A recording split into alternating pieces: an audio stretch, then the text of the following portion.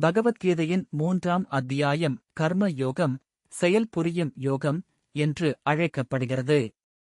43 ஸ்லோகங்களைக் கொண்ட இந்த அத்தியாயத்தில் மனிதன் ஏன் செயல்பட வேண்டும் மற்றும் எப்படி செயல்பட வேண்டும் என்பதை கிருஷ்ணர் விளக்குகிறார்.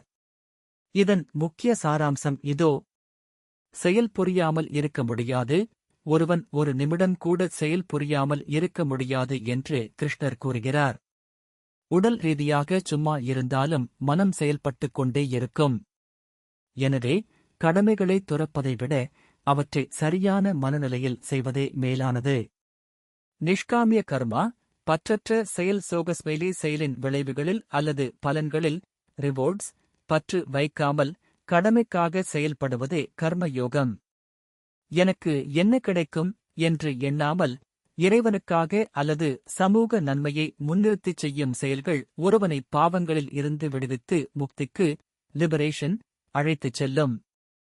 பந்தமும் விடுதலையும் சுயநலத்திற்காகச் செய்யப்படும் செயல்கள் மனிதனை உலகியல் வாழ்க்கையில் பிணைக்கின்றன, பாண்டேஜ்.